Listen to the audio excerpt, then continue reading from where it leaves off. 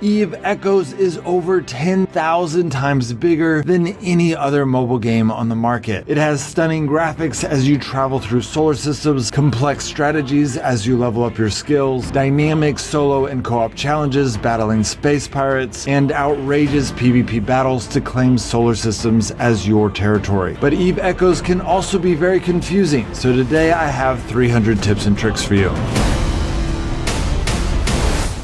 My first tip is to not skip the tutorial. Even if you're an advanced player and this is your second, third, or fourth alt account, the beginner's tutorial gives you lots of free skill points and insurance cards, which are some of the most valuable items in the game. If you have already skipped the tutorial, go ahead and click on your name, then on encounters, and then on tutorials. Then click on the mission you have not done yet, click accept, and then complete them for the reward. While we're here, let's talk more about the encounters tab because it is the most important tab to help beginners transition into intermediate players. If you are stuck in the advanced tutorial like many beginners are, it is probably because you have not done one of your optional tasks yet. The easiest optional task is always the encounters task, so click on news and then select one of the missions here. These missions offer quite a bit of money for carrying them out, but more importantly, they give beginners a taste of what the different types of things that they can do in the game. Exploration missions are the easiest because you simply travel to a location and then hit the scan button and then you're done. Transport missions are also easy, in which you are required to go to a station, pick up a package, and then travel to another station and drop it off. Mining missions are more difficult in theory, but they usually make enough money to where it is easier just to buy those resources and then go deliver it to that location. And if you do that, then they are both extremely easy and fairly lucrative. You will notice that many of these quests have faction symbols next to them. These symbols are useful for two reasons. If it is a combat mission, which in EVE terms is called ratting, knowing the faction lets you know what kind of enemies you will be going up against, which lets you know what weapons and drones are best to fight with, but I'll explain more about that when I get into advanced tactics for ratting. The second reason these symbols are useful is because if you click on the story tab, you will notice that those symbols line up with the faction mission assignments. By completing these mission lines, you will get access to really awesome and powerful faction items that are found nowhere else in the game. The faction that you chose when you created your character does not have any bearing on these missions, nor really anything in the game other than your starting location. When you get higher level, you will get a chance to do higher level missions, which give far better rewards. So the encounters tab is extremely important, and I recommend making sure that it is one of your 3 quick slots by again clicking on your face and then hitting the set shortcuts button. And then for your other quick slots, I recommend inventory, so you can see how much cargo you have on you with this percentage here and quickly check what is in there. And then I recommend contacts because there are a lot of functions with this tab that you will want to be able to do quickly. And then I would strongly recommend not choosing star charts, fleet, or mail as quick slots because you already have quick slots for those 3 right here. As you go through the advanced tutorial, you will be required to upgrade your skill. Skills are arguably the most important, but definitely the most complicated part of this game. The first part of skills, which is not that complicated, is your tech level. When you start the game, you will get 30 skill points per minute going towards your next tech level. At first, you will get tech levels pretty quickly, but as you level them up, they will take way more time to achieve. But there are 2 ways to speed up this process. The first one is to buy Omega. Basic Omega gives you 5 skill points per minute, and Standard Omega gives you 25 extra skill points. So both of them together gives you twice as many skill points per minute. You can also buy these 3 chips, which permanently speed up the process by 5 skill points per minute for each chip, meaning that the maximum speed at which a player can advance is 75 skill points per minute. Now, obviously, both of the ways I just mentioned cost real money, totaling in $15 a month for Double Omega and just under $50 for the 3 chips. But one thing that I love about this game, and I think that all other games should copy it, is that Netties integrated into the game a way that paying players can essentially sponsor free-to-play players by making it to where everything that they can buy in the game can also be sold for in-game currency. This means that a free-to-play player that plays smart can access everything that a paying customer can access. So for example, if you go to the market and you click on Pilot Services and then Skill Chips, you will see the 3 skill chips there that can be purchased for in-game currency. And once you buy these chips, it will increase how fast you get skill points permanently. Likewise, you will see here that you can buy Plex, which can be used to buy basic, standard, or dual Omega for 30 days. Now, if you're a new player, buying enough Plex to get Omega might seem difficult, but if you watch all of this video, you will learn that it is actually quite quite easy. I did spend $15 early on because it is my custom to support the devs of the games I enjoy, but since then I have bought another month of Dual Omega and gotten 2 out of my 3 chips using only in-game currency. In fact, because I've learned from some veterans that the price of Plex will go up as the game progresses to possibly 50 times as much as it is now, I decided to go ahead and invest 120 million ISK to buy an additional 5,000 Plex so that I can sell it later when the price goes up. But like I said, tech level is the least complicated thing about skills. My first recommendation with skills is to exit out of the career page and click right here so that you can see the 8 categories. You will see that they separated these categories into sections, one that has to do with ships and the other having to do with the mind-blowingly complicated and amazingly beautiful economy of this game. Thinking about the game in these 2 sections is very helpful, and lots of advanced players will have one account that specializes in ships and the other one specializes in industry. But even with this distinction, players must choose a specialization in what ship they want to fight with and in what industries they are wanting to work in, which makes knowing what skills to specialize in really complex and confusing for new players. So instead of going into each of these categories separately on this page, I am going to show you how each category works by building one of the best ships in the game in this video. By showing you how a ship is built and how all of the different professions need to work together to make that happen, you will likely get the best picture of what profession you would like to specialize in, because you would know what part you would play in that process. So at the time I'm recording this video, the game has only been out for 10 days, which means that the best tech level in the game is tech level 6. So again, if you click on your face and then you click on the ship tree, you will see that the tech level 6 frigates, destroyers, and cruisers are the best in the game. Battle cruisers and battleships are not yet buildable in the game. So in this video, we are going to build an Omen Navy issue, which is possibly the best damage dealing ship currently in the game. Now, before I get started, let me explain to you that in Eve Echoes, nothing exists in the game until the players of the game make it exist in the game. The exception to this rule are ships that say trainer at the end of it, which can be bought by NPCs, but other than trainership, nothing exists in the game until we as players make it exist in the game. So the first step in making something exist in the game is to create a blueprint for it. So if you go to industry, you will see the ability to perform reverse engineering. When you click on the plus sign, you will see several blueprints pop up. When you click on a blueprint, you will see the option to reverse engineer to try to get that blueprint. This is where the first set of skills comes in. You'll notice that reverse engineering requires 3 different resources. All 3 of those resources are gotten from what is called ratting. Ratting is the Eve term for PvE combat, in which you find anomalies and you kill the AI to get their loot. When you kill AI of a certain class, they will drop ship debris that you can then pick up as loot. So in this case, if you are fighting an AI Omen Navy issue, it will likely drop some Amar ship debris, which you can then pick up so that you can reverse engineer for a blueprint for a Omen Navy issue. You do not have to match the exact ship debris with the type of blueprint you're trying to get, but you do have to match the same faction. But the ship debris is the easiest part of this equation. Getting the data cores is much more difficult. If you guys have done any ratting, you will notice that there are small, medium, and large anomalies. And if you've gotten past the beginner stage, you will notice that this small number indicates the tech level of that anomaly. But ratting is far more complicated than that, so let me explain a little bit more about it. First, let's talk about security zone. You will notice at the top of your screen that there is a number next to your location, which can be green, yellow, or red. Anything above 0.6 is green, anything between 0.3 and 5 is yellow, and anything below 0.3 becomes red. Green represents a high security system in which you cannot be killed by other players. Yellow, not surprisingly, is a middle security section in which you can be attacked by other players, but those players will receive pretty significant penalties for attacking you, making it often not worth it to them. But then when you get into low security, or what is often called nullsec, you will find that the only safety in those zones are your friends that are fighting with you. So while it is safe to be in a high security zone, the benefit of nullsec zones is that the lower number you get, the better reward you get. In fact, in most nullsec zones, every enemy you kill will drop some loot. In addition to that, the more dangerous zone you enter, the more likely you are to find scout, inquisitor, and dead space anomalies. These anomalies are different than other anomalies in that you use warp gates to go further and further into that anomaly. As you use these warp gates to advance each level, the challenge will get more and more difficult. But if you complete all of the levels of one of these types of anomalies, you will get a loot 5 storage containers, which has blueprints to some of the best items in the game and has those data cores so that you can make the other blueprints in the game. So you will see that my success rate is kind of low on this because this is not my specialty. So if you're working well as a team, the people that are doing ratting should give the data cores and the ship debris over to the people that are skilled at reverse engineering. So that is ratting in a nutshell, and the skills required for doing ratting usually requires one of these 4 categories. But like I said earlier, you cannot specialize in all 4 of these categories, but rather you're going to need to decide whether or not you want to fly a frigate, a destroyer, or a cruiser, because you will not have time to research all of these, and these give incredibly large rewards to people that specialize in those categories. You will also see in these sections that there are skills for every type of item in the game. It is again important to specialize in these items so that you can use them to their max ability. It is also important to match the weapons with the ship that you are trying to go for. So for example, I have chosen to use Amar ships, which are best with lasers. So I am specializing in cruisers and lasers. Also when ratting, you will want to reference this chart to see what damage your enemies are going to be doing to you and what those enemies are weak against so that you can know how to get the maximum amount of damage against them. So after the people doing ratting have gotten data cores, they send it over to the reverse engineers to make them into blueprints. The success rate of making those blueprints is dependent on their specialization of the faction of the materials that they are using. These factions can be found in applied science, which again, you will see that even if someone is specializing in reverse engineering, they will likely specialize in just 1 or 2 of these factions so that they can get the best percentage chance and therefore not waste those data cores. Once the reverse engineers finish making the blueprint, then they can send it over to the manufacturer to start making that item. The manufacturer then clicks this plus sign and then goes down to find the Omen Navy issue, which he will then see the blueprint, which he got from the reverse engineer, but he will also see a bunch of other materials that he needs to be able to build this ship. The reason it is important to give this over to a manufacturer is because whoever is specialized, in this case making cruisers, will be able to have a better material efficiency, which means that they need less items. But even with the high efficiency, you still need a ton of materials to build a ship like this, which is where several other professions come in hand. The first category of materials that you need are called planetary materials. Everyone has access to some of these materials through their tab in planetary production, but those that are specialized in it are able to farm lots of planets at once with lots of different mining arrays. Those that are doing planetary production will also want to find planets in Nilsec because they will be more likely to find a planet like this, which has a perfect rating for this resource, and be able to mine a lot more of these resources. When you are ready to get these resources, you need to click launch, but what a lot of beginners don't realize is when this time is up, you have to actually go pick up those resources, otherwise you didn't get any of them. The easiest way to do this is just to click the set as destination button and then click the autopilot to go that way. When you arrive at your destination, the materials should come up right away, but if they don't, go ahead and click the eyeball and then select the loot category and you will see the JCF of YouTube cargo, then hit loot all. Also, you need to keep in mind that other people can loot your stuff. So you can see here, this is one of my allies. I could loot his base metals and his opulent compound just because he's not here taking it himself. So you want to make sure that when you hit launch, you are coming to go pick it up right away. Otherwise, you're just giving it to other people. Fortunately, the skill tree for planetary production is really simple, and it is easy to specialize in planetology while also specializing in some other categories. The second group of categories are minerals. These minerals can be found several ways. The first way is simply mining them. This is a pretty self-explanatory profession. You get a mining ship, you put mining lasers on it, and then you go over to a mining section and you mine the materials in these asteroid clusters. You obviously need to make sure that you are finding the material that you're looking for, and keep in mind again that lower sec zone will have more rare and special resources, but they're also more dangerous, so you need to make sure that you have good defense on your mining vessel, usually including a warp stabilizer so that an enemy can't trap you and keep you from warping out there when you get attacked. The other way to get these resources is to click on your inventory when you are in a station, make sure you are in the item hanger, and then click on that item and hit reprocess. When you confirm that it reprocessed, that item then gets turned into some of these materials. When you do this a lot, you will want to make sure to hit select all and then hit stack all so that it all comes together. The specialization for that action is found under industry and under resource processing. It is generally best for people that are big into ratting to get into this profession because they are the ones that are getting so much loot that they can then reprocess. So then after all of those professions work together together to get the materials to build it. The manufacturer then hits start the job, and it takes, in this case, an hour and 40 minutes to finish building that Omen Navy issue.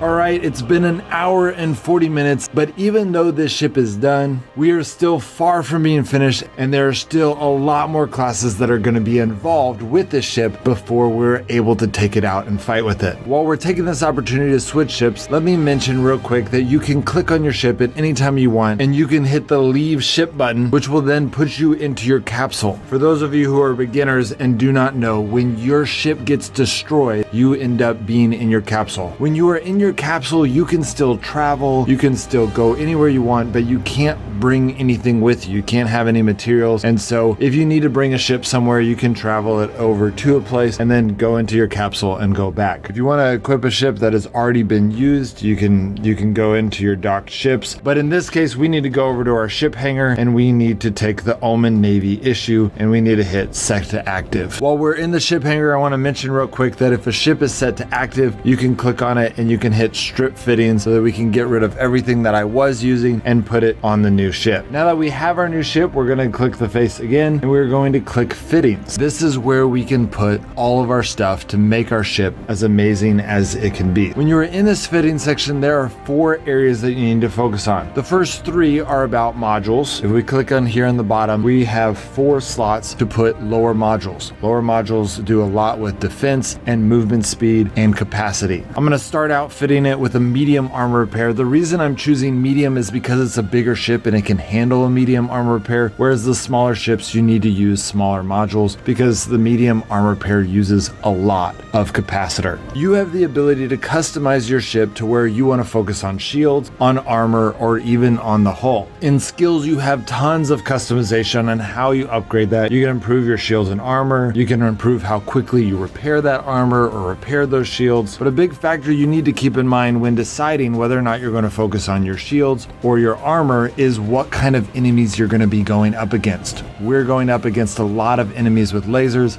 so shields aren't that effective, and we focus a lot more on armor repair. On that note, if you are going to play tank, I personally recommend focusing on armor because it's a little bit easier to get meaty, but also the enemies that are attacking you, especially in a PvP context, are going to see that shield pop and want to keep attacking you, which if you're a tank, you want them to keep focusing on you so that your teammates can keep taking them out. Modules can be made with blueprints, but they're a lot easier just to get through ratting. After that, I'm going to add a medium capacitor. Your capacitor is your life. If you run out of capacitor, you can't warp, you can't use your skills, you can't even shoot your guns. So you need to be able to keep your capacitor. So having an extra capacitor not only increases the total capacity that you have, but it allows you to boost it in the middle of battle, which can allow you to do a whole lot during that window, and it only consumes that boost rather than consuming the meat of your capacitor. After that, if I was playing tank, I would probably put another armor repair because I would be able to use that capacitor and those 2 medium armor repairs to be really tanky. But in this case, I'm going to go more of a damage dealer, so I'm going to put a heat sink. You will notice here that I have a blue heat sink, which is the best heat sink in the game. Getting blue items requires killing the uniques in dead space anomalies, which are really difficult. It takes a very strong fleet to kill them, so these items are very rare, but they are also the best in the game. After that, if I was doing a solo mission, I would add a warp core stabilizer. One of the best ways to defend when getting ganked by someone else is just to warp away. They can't kill you fast enough, but if a player has a warp disruptor, then they can keep you from warping, which means you have to stay and fight them. Also, if you are fighting Scout, Inquisitor, and Dead Space anomalies, many of those ships will have warp disruptors, so it would be good if you were going to solo them to make sure that you have a warp core stabilizer so that you don't get caught in a bind. But because I'm going with the team, I'm going to choose instead to equip a micro warp drive. The micro warp drive is similar to an afterburner, which makes you go quite a bit faster, but it is a huge burst of speed, which allows you to catch all kinds of things. And since we're going to be doing some Dead Space anomalies with the team, we need to be able to catch up with some of those uniques, and they are way faster than we are, which makes it hard to be able to pin them down and kill them. And the reason it's hard to kill them is because of the concept in EVE called a signature radius. Every ship has an assigned signature radius, frigates having the smallest and battleships having the biggest, and as you move, that signature radius gets smaller and smaller. The faster you move, the smaller it is, which makes you harder and harder to hit. And since we're about to go do this Dead Space anomaly and I'm going to be kind of the damage of the team, I'm going to go ahead and switch out my capacitor, for a tracking computer, because if I'm not really getting hit a whole lot, I probably won't need my capacitor to use it to heal. That being said, I don't want to run out of capacitor, so I am going to equip a medium Nosferatu into my first mid slot, which allows me to drain an enemy cap and give it to myself. But the most important for me as a damage dealer is to make sure I have a stasis web, because that is going to slow down my enemies, which is going to increase their signature radius, which is going to allow me to do even more damage to them because I'm going to get more solid hits on them. In fact, because I want to be so aggressive in the context of what I'm working on, I'm going to go ahead and do another stasis web so that I can double web my enemies, really slowing them down, allowing me to do maximum damage against them. And then lastly, I'm going to equip this infiltrator drone, which does EM damage, which is particularly helpful against the enemies that I'm going up against in this dead space zone. And then in my top slots, I'm going to equip all pulse lasers, and I happen to have 5 Centum C medium pulse lasers, which is the ultimate gun for this ship. Lastly, but definitely not least, we've got rigs.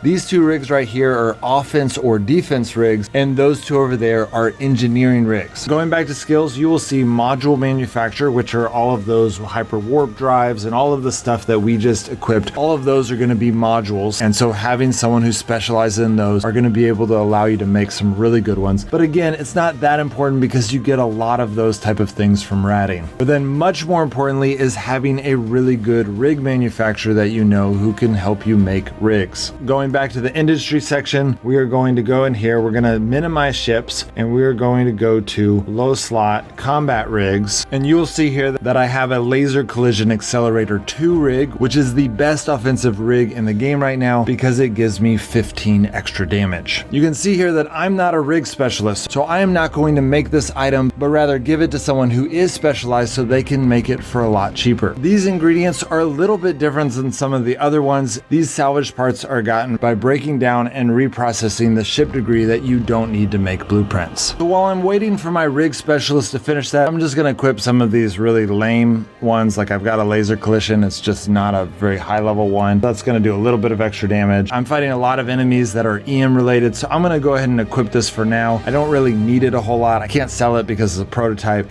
so I'm just going to fit that in there for now. But later I'm going to equip those slots with that laser collision 2 and with a laser burst aerator 2, because that will be another 12% more damage as I'm able to shoot my guns more often. Lastly, with engineering rigs, the number 1 rig that I would want would be a warp core optimizer 2, which reduces other people's warp jammer strength by 2. But you can see here on the market that they're worth 40 million, which is a little bit out of my price range. My second slot will have this one, which I again already have the blueprint, but I need to get my rig specialist to finish that for me. That is a basic overview of the game, but let me go through real quick and give you a few more tips and tricks about the areas that I haven't covered yet. When you die, if you are in a trainer ship, you can always recover your ship by using insurance. The way to do that is to click on character, then click on combat log, and you will see here that I haven't died yet, but when you do, there will be an item that comes up and you can use this button right here to activate your insurance and recover that ship. You will not recover any of the fittings, but you will also be able to see which fittings were left behind. And if you were just ratting and died while ratting, then those items will still be there at that site. And so you can go get it or get a teammate to go pick that up for you. Rigs, on the other hand, cannot be recovered because they are stuck to your ship. In fact, once you add them to your ship, you can never take them off. The wallet shows how much money you have. The market is the portal that connects all of the classes together because you are able to buy and sell. So if you're a rig specialist but don't know anyone who is ratting, who is willing to give you the stuff you need, you can go buy it on the market, process it,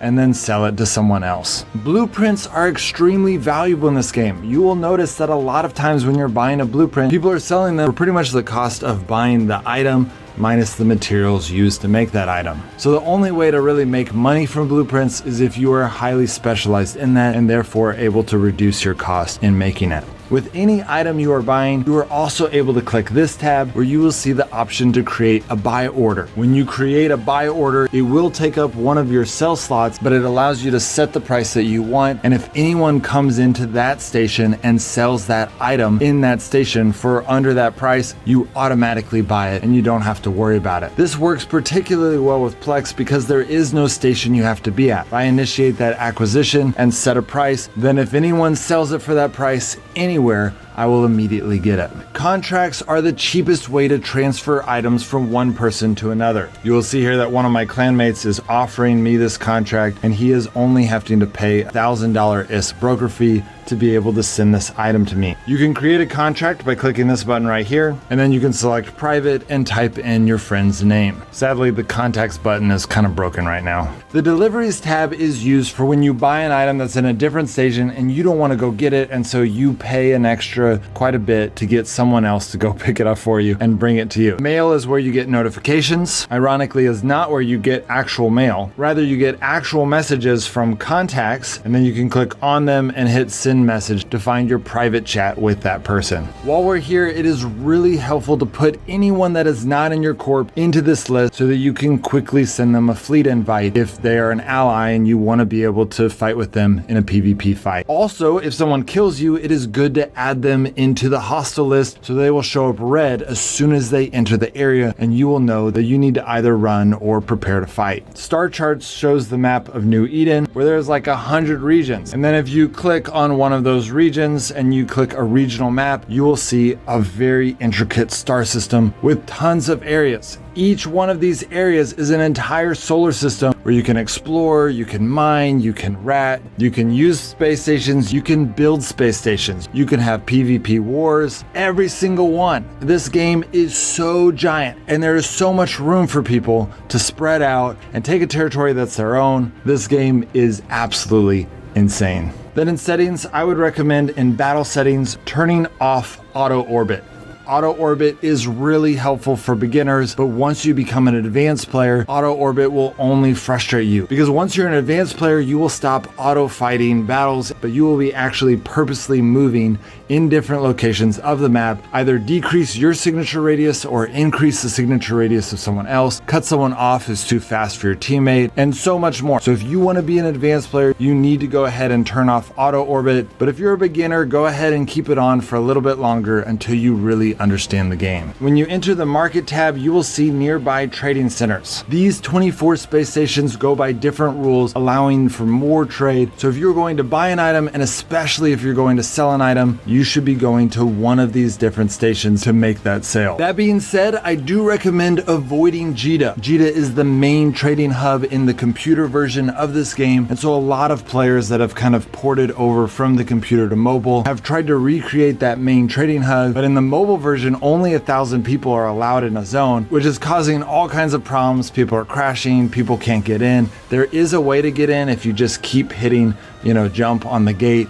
As soon as someone leaves, someone else, you'll be able to get in, but it's kind of a nightmare. I just recommend avoiding JITA. Honestly, Amar and Tash Marcon have some of the best prices anyways, so I would focus also on those. There's even a few other ones that are really good, and the prices are the same. Things sell just as quick. You just don't have to deal with the frustration. So I do recommend avoiding JITA. When you are in a nil-sec zone, go ahead and set something as your destination, but don't click autopilot. That way, if someone warps in or if you're about to die and you're just freaking out and you don't know, where to click, just hit the auto button and then you'll start warping that way. It's the fastest way. My corp calls it the oh crap button. So just keep it up. You don't have to use it, but that way you have it if you need it. When you are warping into an anomaly, you can set how far you get from that anomaly by clicking and holding and sliding to the left. You can also do this with orbiting and set your own orbit distance. This is particularly helpful in fleet battles where it is customary to orbit your fleet commander rather than orbiting the enemies you're attacking. When you are getting targeted or webbed or warp disrupted, you will see these symbols. If you click on them, it will tell you exactly who is doing it to you.